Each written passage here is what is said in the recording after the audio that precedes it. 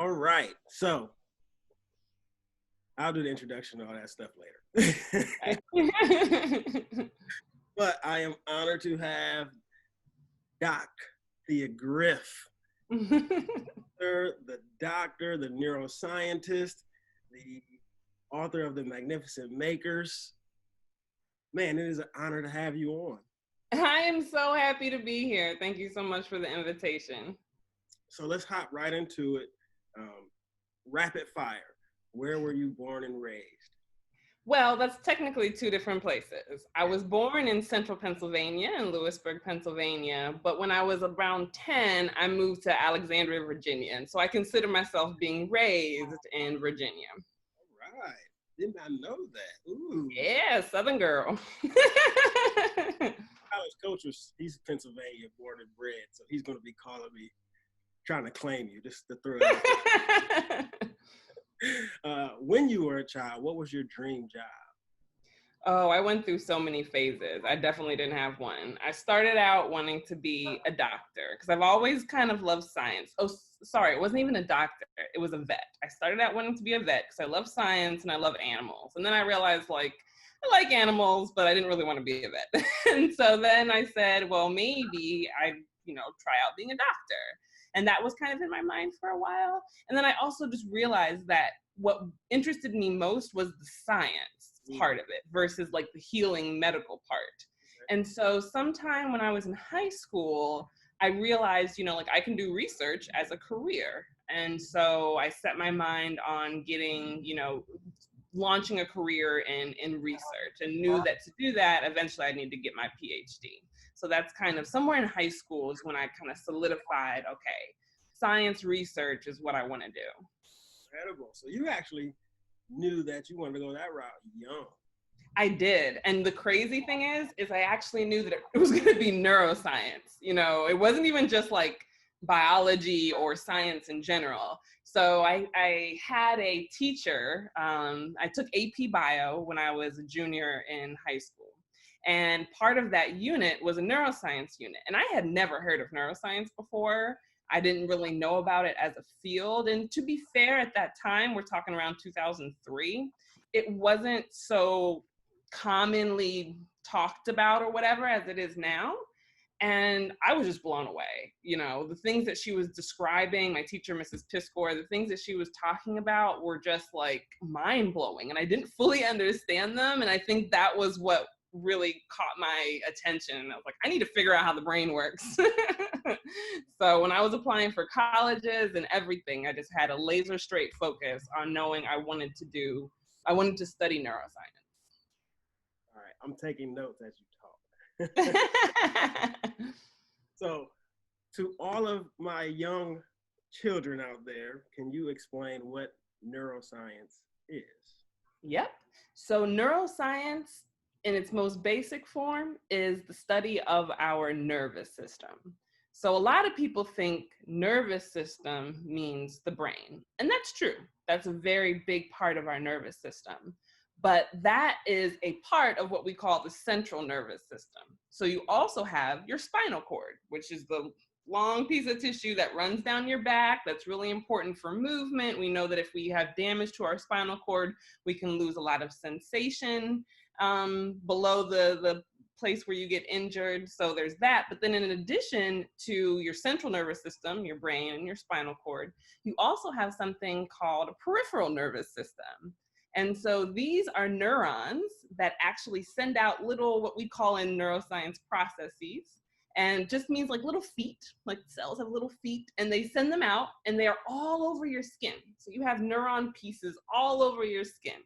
And the peripheral nervous system is really important for detecting bodily sensations like touch, temperature, pain, itch. So anytime you feel any of those sensations, that's your peripheral nervous system. And so there's so many other, I could talk about your autonomic nervous system, your sympathetic nervous system, your enteric nervous system, but I'm not even gonna go there. I'm just gonna kind of stop right there and kind of wrap it up and say that neuroscience is just the study of all of these different nervous systems in our body.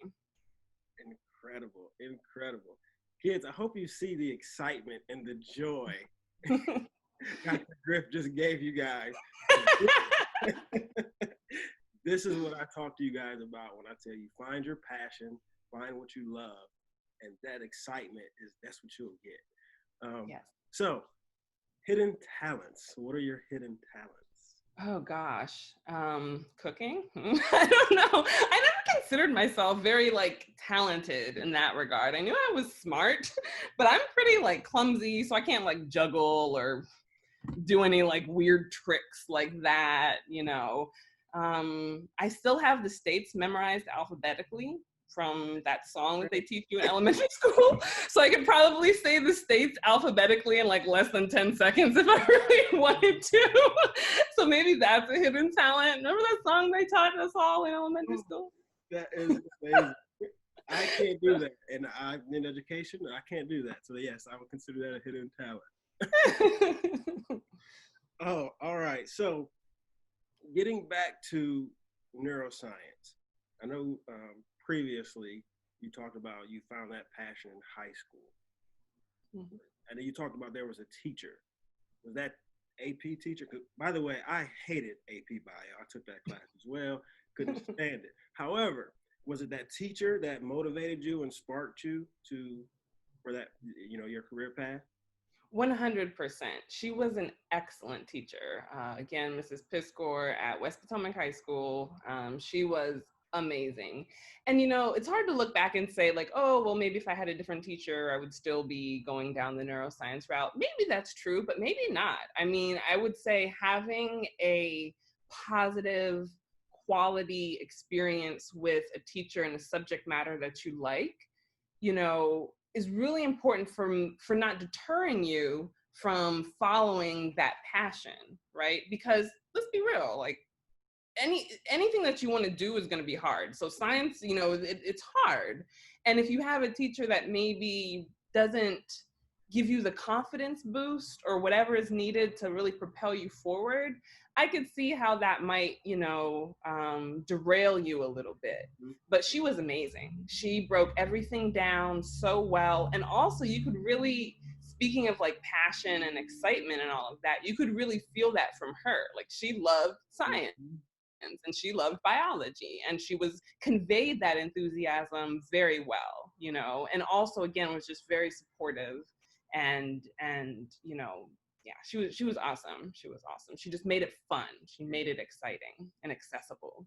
See, that's, for me, education has always been extremely important in my family, but my grandmother was a teacher. My mother did some time teaching. I was in the classroom teaching for 5 years, and I am not the greatest teacher. Like I'm still pinpointing and Googling standards and things like that. However, for me, the passion of teaching, of building that relationship and getting that student to buy in and truly believe, oh my goodness, that is one of the most fulfilling things as an educator. And I truly believe that educators, they are our heroes every day because they're on the front lines with those kids and they are that spark. So when you said that teacher sparked it, for me, that touched home because it's like, that's the message I give to my staff all the time is you guys are the spark. You guys are the spark for our children.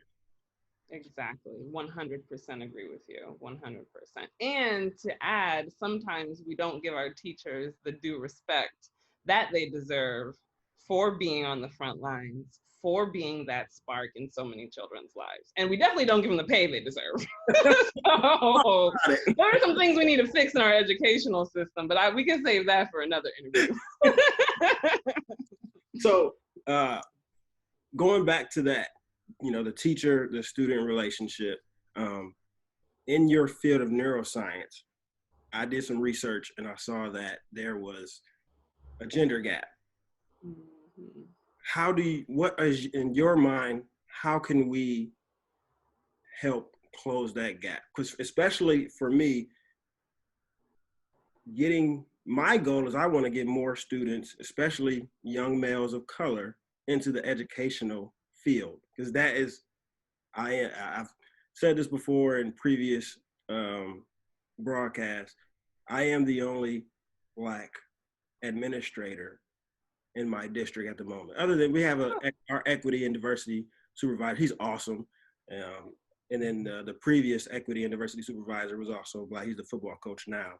He's awesome as well. And I do think, I love where I'm at. I love the district. I love the support they give. I love their mind frame of how they want to do things and how they're trying to improve. But my goal of mine is to get more young Black males into education. So talk to me about how you feel about that and how we can improve that in that area. Yeah, so kind of bringing it back to your first question about the gender gap. If you just kind of lump everyone together and don't think about race or ethnicity, there is a gender gap, right? So on average, in neuroscience at least, you know, if you look at positions of like academic positions, like who becomes a tenure track professor, who, you know, who follows that pathway towards independence, right? Because you start grad school and you have different steps, and the professor kind of level is one of the final steps in an academic career. So if you look at who gets there, you see clearly a gap between men and women, regardless of race. Mm-hmm. But if you break it down by race, which we always should, because intersectionality matters, mm-hmm. you know, people with multiple marginalized identities, that's going to synergize and lead to an even stronger bias or discriminatory consequence. Mm-hmm. And so if you look at how, let's say, Black men are doing opposed to to white women, they're actually much more underrepresented than white women are. And the same way, if you look for Latinx men, and definitely on the other side, if you look at Black and Latinx women, you also see a very strong underrepresentation that's stronger than that of white women. Wow. So it is important, you know, that we close that gender gap, but it's always important to think about, you know, the full identity of the people that we're trying to help advance. Right. You know, and so it's hard for me sometimes to jump completely on board with, you know, I want to be careful how I say this, but all of the women in STEM movements, I'm always a little bit cautious because I also recognize that Black men and Latino men in this country, you know, have their own set of challenges mm-hmm. that also need to be addressed, right. You know, and I really think that it's important to show all kinds of women being successful in science and being able to have those images present for children. But I don't think that should come at the cost of like no representation for Black and Latinx men either. You know what I mean? It's a delicate balance and it's not a straightforward thing, you know, because we're all, you know, white women included, we're all kind of underrepresented. Yes. But yeah, I just think that the main key to mitigating some of that is early exposure. Early exposure, role models who look like the people that they're trying to role model for, yeah. You know, because as I said earlier, science is challenging. A career in science is going to be challenging every step of the way. Literally every step of the way to where I've come to today. I've doubted whether or not I should keep going. Wow. I doubted it, maybe less so in undergrad, but I definitely doubted it in grad school. I definitely doubted during my postdoc, which is just basically this period of extra training after you get your Ph.D. before you become independent. And now, as I'm ready to launch my independent science career and open up my own lab, I'm like, oh gosh, they think I can do this. Can I do this? You know what I mean? And I think everyone has those, you know, kind of what they call imposter syndrome or self-doubts. But we can't ignore the fact that for young Black and Latinx students, that imposter syndrome is intricately intertwined with racism.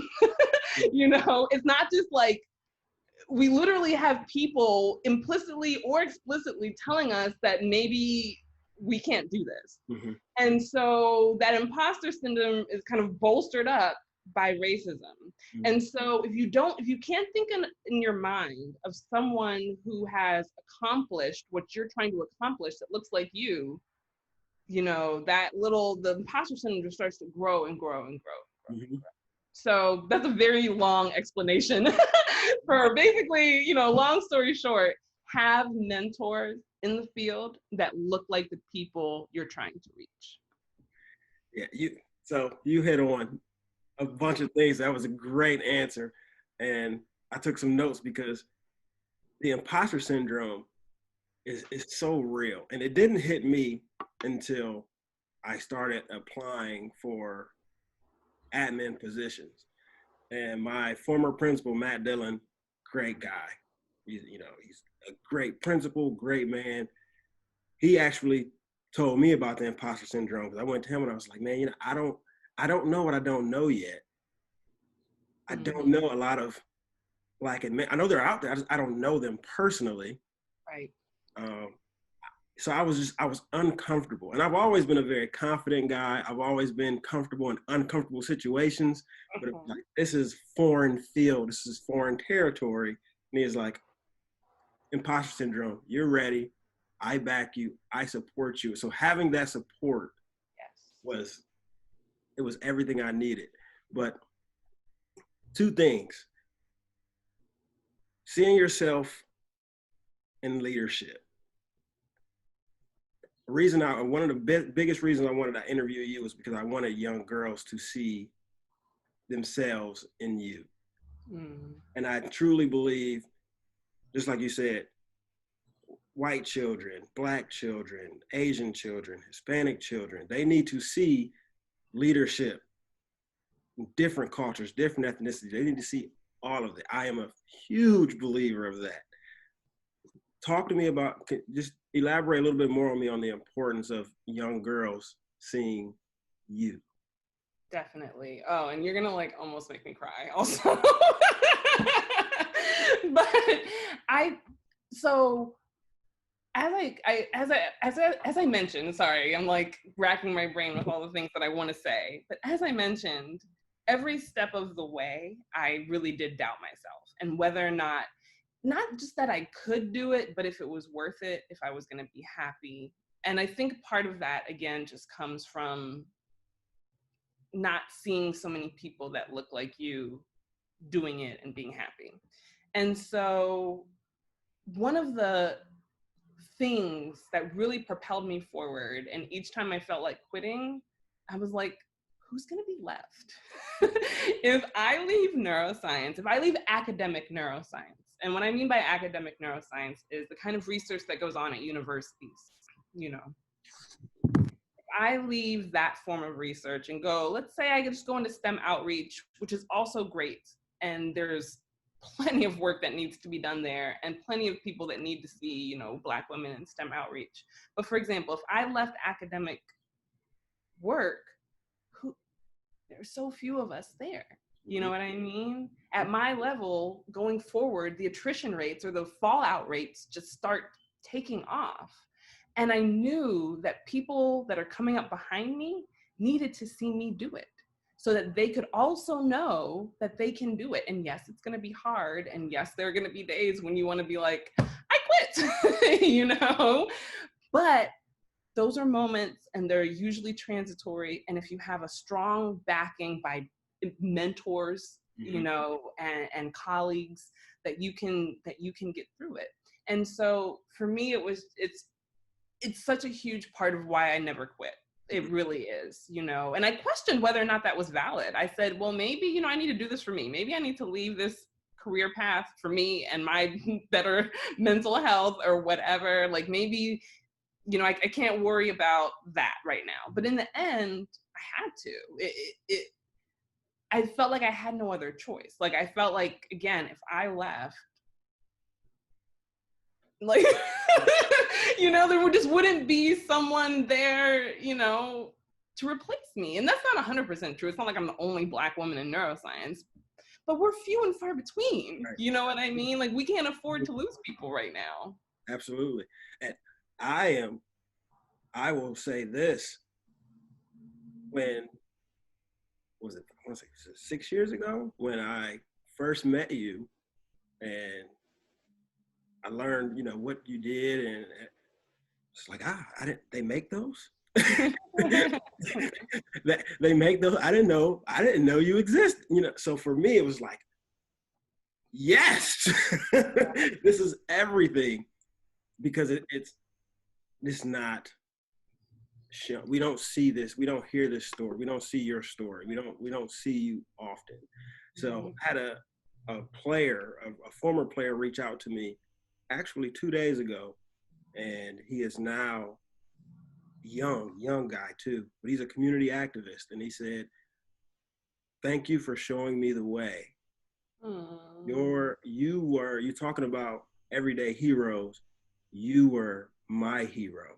And I knew it was, and I left that city, but he said, I knew when you left because you were making a stand. And that to me that to me was everything. So when you just said, if I leave, what's left, that's exactly why I do what I do, because I just want to leave a legacy to where other children, they want to be leaders and do better and do more than what I did. I think that's the legacy I want to leave, and that's the legacy I think you are creating. So thank you for that. No, thank you. That's literally exactly what I'm trying to do. Definitely. So you mentioned you're going independent and open up your own lab. Talk to me about that. So despite what people think, like scientists working by themselves in a little room doing their experiments, science is extremely collaborative. It is a team sport. Could be a small team, could be a massive team, but it's a team sport nonetheless. And so typically, like for example, even when I was in college as an undergrad, I worked in a lab, and there was what we call a principal investigator. For short, we call them a PI, or they're just the boss of the lab. They're kind of in charge of running everything. And so I worked as an undergraduate researcher under a PI, and I went on to grad school, I had a new PI, and I went on to postdoc, again, which is like this kind of advanced training portion of a science career. And I worked under another PI. But now I'm going to become a PI. So it's almost like I guess maybe something that people are more familiar with is like becoming a doctor, where you go from, pre-med to med school to residency, and then finally you become like the head doctor. So that's more or less what I'm getting ready to do. I'm going to be in charge of steering the research direction of my own lab. I'm also going to be in charge of acquiring grant money to fund my own work, which is really important for research. So writing a lot of grants. And again, just deciding what are the questions that I'm going to ask and how I'm going to ask them. And I will be having people work under me. So I'll be training a whole new generation of neuroscientists, from probably somewhere between the undergraduate level through, again, like postdoc level. And I'm really excited about that. Nervous too, because I want to make sure I do it well, right? I really care about people, and I want people to have a pleasant training experience under me, already knowing that it's going to be challenging, it's going to be frustrating for them. So trying to help them grow personally and professionally as best as I can. I feel it's a huge responsibility, and one I'm excited for, but one that also makes me kind of nervous. So to my kids out there, again, I know I harp on this a lot, but this is what hard work and dedication looks like. It's going to be hard, it's going to be challenging, but it's going to be fulfilling and worth it. So find your dreams, find your passion, and do not stop. Exactly. Keep your eye on the horizon, right? You have to do a lot of steps to get to the horizon, and you need to be very focused on those immediate goals, right? But you have to know that when those immediate goals are hard or they don't seem to be coming together, you just got to swerve, you got to pivot, you got to do whatever you have to do, but just don't lose sight of what you're aiming towards, because it's a long road. It is. You know what I mean? But it's a fun road. So enjoy each step and each journey for what it is, the highs and the lows. It's so it's so fast that what happens in a moment that seems really extremely difficult or extremely trying, you can look back and say like, whoa, that did kind of suck. But now look what I learned and look what I did and look what I accomplished by getting through that, you know? So it's a long game. They talk about it all the time in grad school and in science that it's not a sprint, it's a marathon. You just got to keep a nice pace. No one's trying to, you know, race to the finish, because then you're just going to be out of breath because you still got 23 more miles to go, or however many miles are in a marathon. You know, you got to, you know, just keep up a good pace. The most important thing is that you have an overall net forward movement. You know, sometimes you may take 10 steps forward and then 8 steps back, but then another 24 and another 12 back. But overall, you're moving forward. That's really important. Moving forward. Okay, so I feel like we can talk all day. So let me we transition a little bit. The magnificent makers. Yes, my little babies. One, I can't wait to go back to school. So one of my joys of being an assistant principal is I deal with a lot of discipline. And our district is we're trying to lower our suspension numbers. Right. So we're finding more creative ways for those students who get into some issues in school to keep them in school. So this is going to play a pivotal role. Yes. When those children come to see me, they're going to have a lot of book reports. Yes, I love it.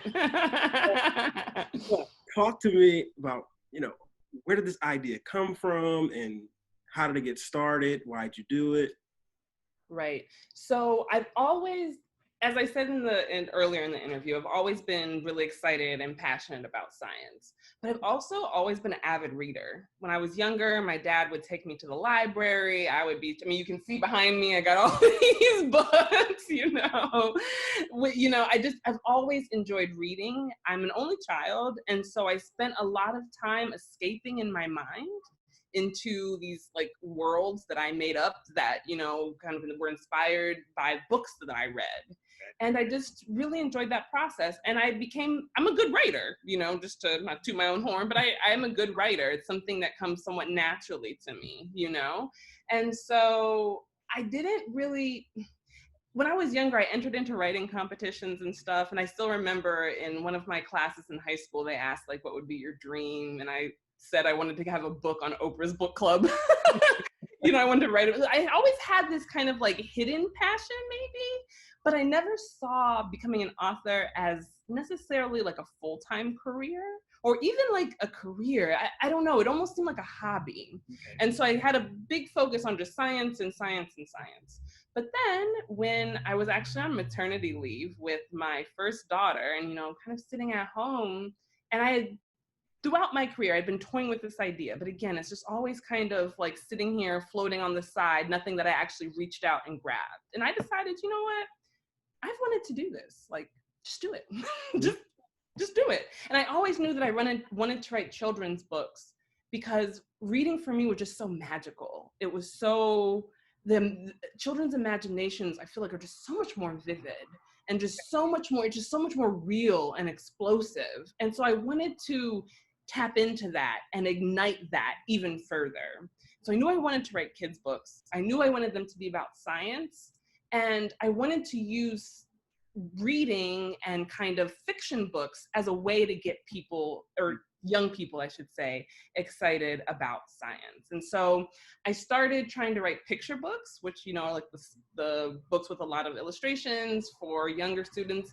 And those are really hard to write. So they're only like 500 to 700 words, and you read them and you're like, oh, this is easy. Like, I can do this. I was reading a lot of picture books to my daughter. I'm like, I can do this. It was hard. And I still can't do it very well.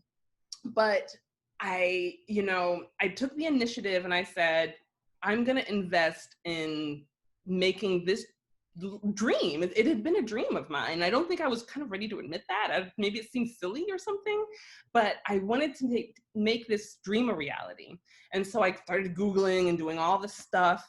And I found that, you know, everyone's advice was, if you write, then you are a writer, and you should call yourself a writer. Being a published writer might be different than being a writer, but if you write stories, no matter who reads them, you are a writer. And so I changed my Twitter handle to, neuroscientist and children's book author, and I did all of this stuff, and I started participating in Twitter pitches to try and get editors and agents to see my stuff. And then, out of the blue, an editor at Random House reached out to me and emailed me, like cold, and said, like, I see you're a scientist. I'm really looking to acquire a STEM-themed chapter book series. And, would you be interested in giving your hand at some sample chapters? And I was like, oh, yes, this is Random House. This is exactly what I've been trying to do. So, I had no idea what I was doing. I hadn't read a chapter book since I was about 8, like the age range for chapter books. And so, she sent me some copies so I could get familiar with the language and stuff. And anyway, long story short, she ended up acquiring the series that I developed, The Magnificent Makers, and it's kind of been history from there. And so the books are about best friends, Violet and Pablo. I actually have a little copy here. This is book 2. So you have Violet and Pablo, and they're best friends, and they love science. And in book 1, they discover the Maker Maze. And so the Maker Maze is this magical laboratory that's run by this kind of kooky Dr. Crisp. She's a very eccentric woman. So she runs the Maker Maze. And when they enter into the Maker Maze, they go on a science challenge. Each challenge has 3 different levels, and they need to complete the challenge in 120 maker minutes, or they don't get to come back. So there's always a little bit of stakes there. It's always a race to the finish because, science isn't easy. The challenges aren't particularly easy, And so each book covers a different science topic. So the first book is How to Test a Friendship. That's all about ecosystems and food chains. This book, Brain Trouble, is all about my favorite, the brain. And then book 3, which comes out in September, is called Riding Sound Waves, and it's all about our senses. And in addition to the science, the books also have this like personal life issue topic that they address. So book 1 is all about jealousy and handling emotions. Book 2 is all about working as a team. And book 3 is about appreciating and recognizing differences. And so I thought that was really important to tie in. The science isn't really what's necessarily driving the story forward. It's the characters and the relationships they have and what happens to them in the story that drives it forward. And the science serves as this backdrop. So kids can read the story, get invested in these characters, and also learn about science in the meantime. So, and one last thing, each book comes with 2 activities in the back, because science isn't all about memorizing facts. And in fact, the further you get in your career, the less and less it involves memorizing facts. It's more about doing and making and having hands-on, experiments and all of that. So each book comes with 2 activities in the back with instructions and whatnot. And one of the activities is a challenge that Violet and Pablo do in the book themselves. So that kind of gives the kids an opportunity to feel like they're also going on these fun science adventures. It's like it's the new age magic school bus. That is actually currently being built as a modern day magic school bus. And that's, that was a series that was really fundamental for me and something that really, kind of inspired me and also sparked the love for science. And I wanted to try and capture that and recreate some of that magic for readers today. I love it. And so 3 things just want to capitalize on there. 1, you said you had a dream and you wanted to make your dream a reality. So guys out there, again, I know I've said this before, go after your dreams. If you don't, and even if you have a dream, if you don't put yourself out there, you can't accomplish it. You have to put yourself out there and go for it. And then 2, with the Magnificent Makers, I love the fact that you talked about the science is, it's there, but it's really about the relationships. And so for right now, SEL, social emotional learning, is huge especially in the K-5 schooling right now. the relationships are everything. And you mentioned it earlier in the interview, the relationship you had with your AP bio teacher helped spark that dream and that desire and that passion. So for my teachers out there, continue building on those relationships, continue focusing on those relationships, because those relationships are going to drive I know they say assessment drives instruction, which is true. I get all of that, but relationships help improve the instruction. Right. So just wanted to throw that out there. The characters in the book are children of color. They sure are. Wouldn't have it any other way. Talk to me about that a little bit.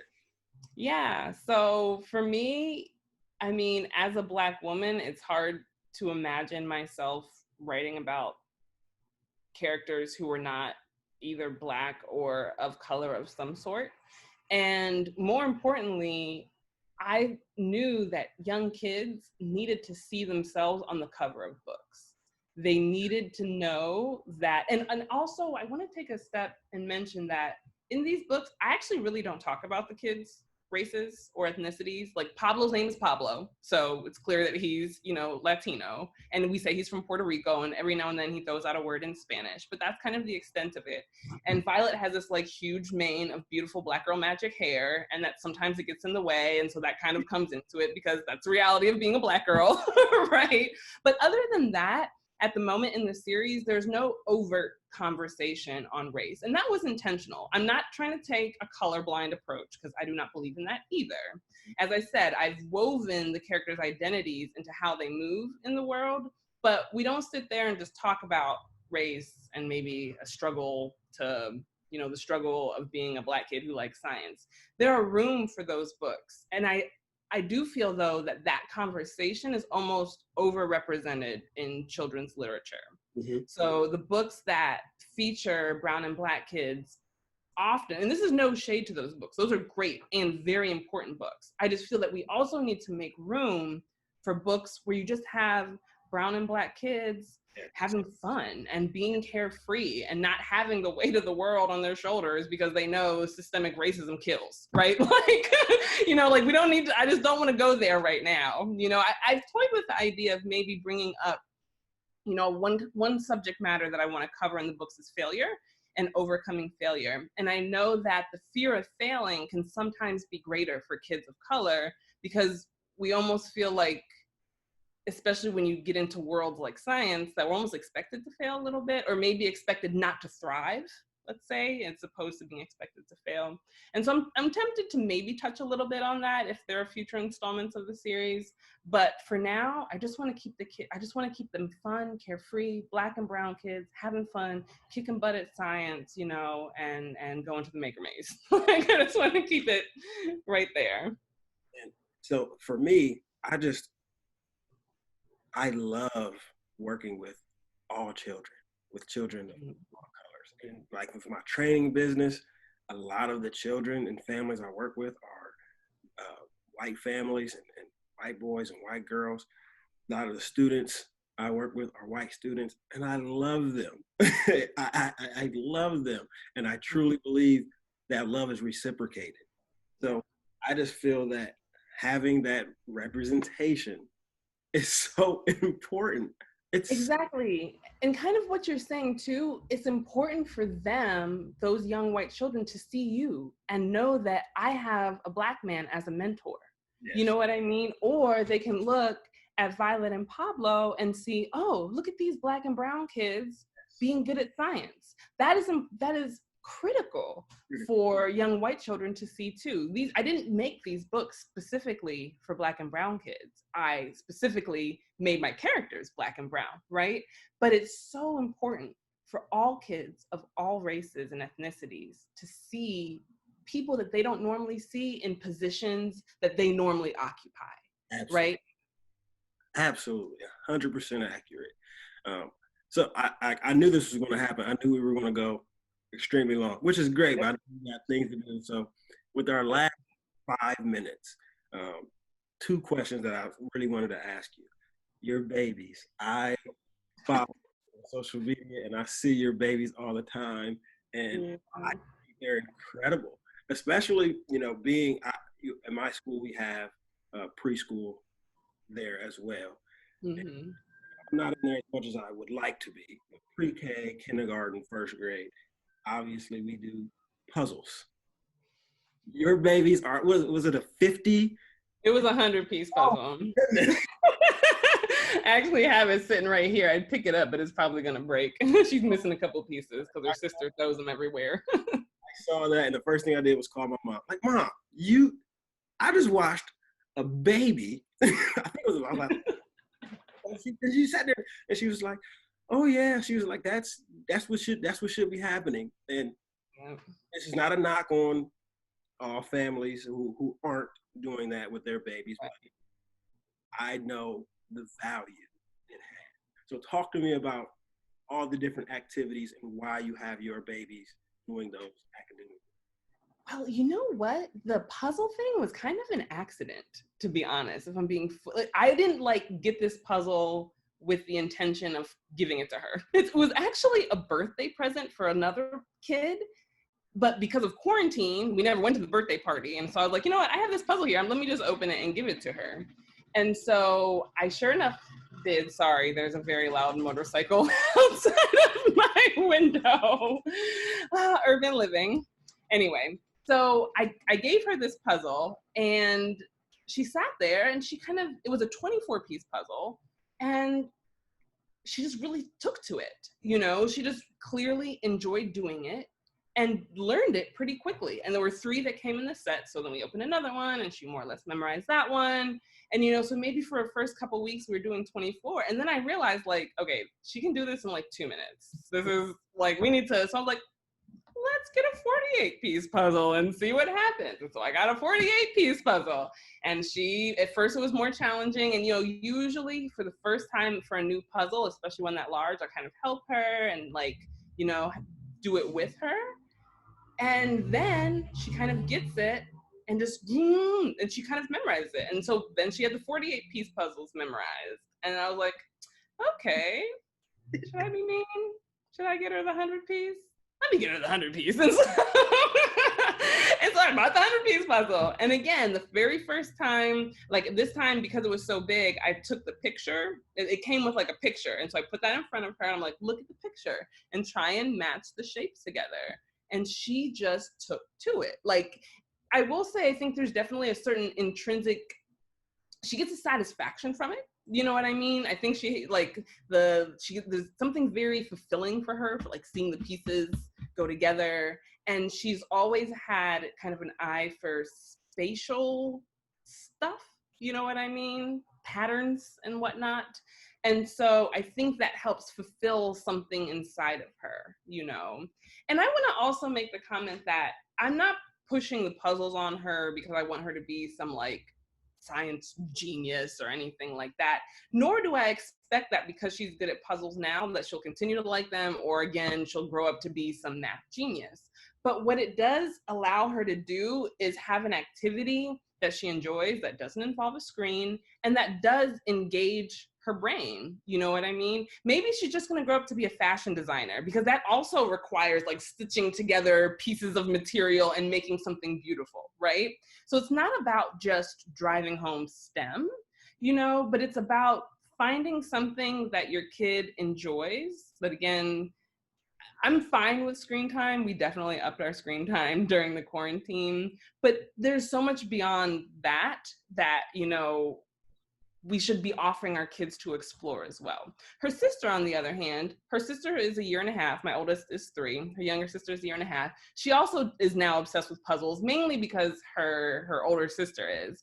But she will sit there, we have a little chalkboard, and she will sit there and draw all day. She just wants to sit there and draw. I couldn't get my oldest to draw for the life of me. I'm like, oh, if I give her some crayons and a coloring book, I got 20 minutes. No. But my oldest was 2 minutes of scratching and she was done. She was over it. It wasn't her thing. My youngest will sit there and color for half an hour, easily.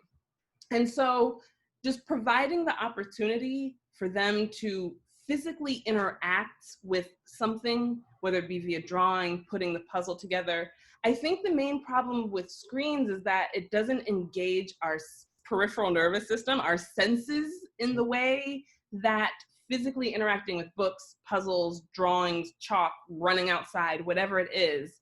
And the communication between our brain and our peripheral nervous system is so critical for learning. It really is. It's like a reinforcement, you know? And it's not to say that you can't learn from screens. I think screens can be a great learning tool, but it's not the same, especially at this age, especially at really young ages. It's not the same as having that physical interaction with something in your environment. So again, I just say, like, puzzles don't mean that your child's going to be an engineer. It just means that they find something that they like, and maybe they have, you know, the attention span to deal with it, and they're good at spatial organization, you know, and that can be applied to a million different career fields. So yeah, again, a very long answer to your relatively simple question.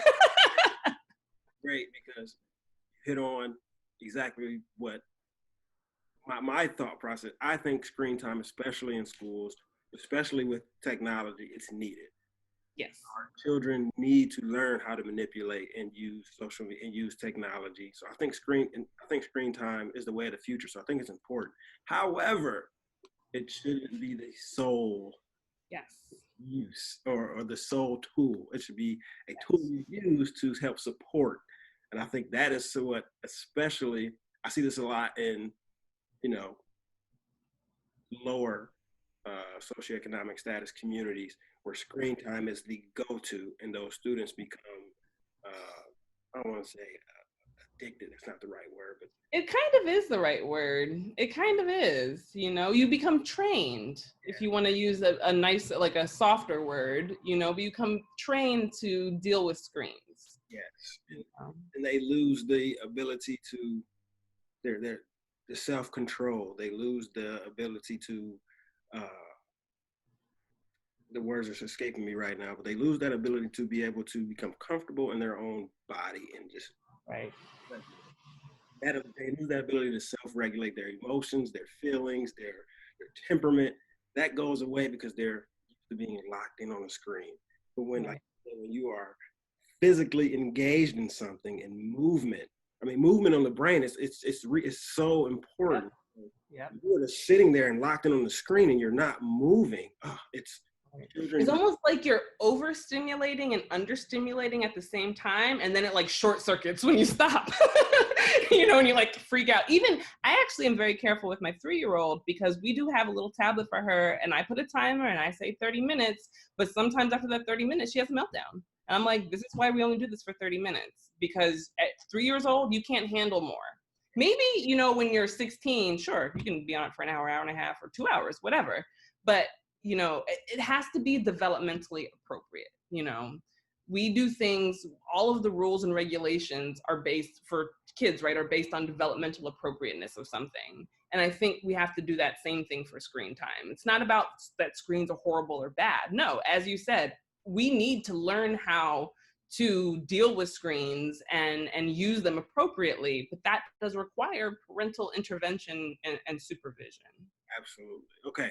I know you got to go. I know we got 5 more minutes. So last question. You already hit on it earlier, but I just want to finish the interview with this. What is your why? What is your purpose? I would say my why is definitely the people that are coming up behind me, for sure. You know, I mean, I have personal whys, like I like science, I enjoy doing it, but the reason that I do most of what I do is so that people coming up behind me, especially people who are like me, you know, young girls of color, people of color in general, so that it's easier for them, you know, so that they have somebody to point to when they need an example of how something is done. You know what I mean? I am 100% motivated by igniting an excitement and enthusiasm in young people. You know, I've always, as I was exploring career options, one of the things that I thought about doing was becoming a teacher. If I didn't stay in research, I would probably be a teacher, because I love that. I love that relationship, I guess, as you said. You know, it's a special one. It's between educator and student, you know, and that's, you know, again, why I wrote the series and why I wrote the books. That's my way of saying, like, okay, I'm not a teacher, but here's a little bit of knowledge. Let me slide that on over to you guys, you know? So yeah, that'd definitely be my why. I just want to say, I've said this before, I'm going to say it again and again, and I'm going to continue to champion you. You are a hero. Oh, thank you. To the people coming behind you and your story, what you do, I'm honored to be able to put it out there. I'm honored to have your series and be able to put that in school and show the children and have them read and research and learn. And I'm so thankful and honored and blessed to know you, to, you know, have you as a role model for the youth. I do a lot of talking with them, and they see me, and I always try to show them different people who inspire me and who I look up to. And you are one of those people. So thank you. And I'm here to share your message and your story. And you are a real life hero. Thank you so much. That really, really means the world to me. And thank you again for inviting me on this interview. It's been a lot of fun. Thank you so much. And also, thank you for the work you do, because like I said, you are there, you know, with the teachers on the front line. You know what I mean? And that should be honored and appreciated more than it is. So thank you. Thank you very much for that and your work and your dedication to your students. More than welcome.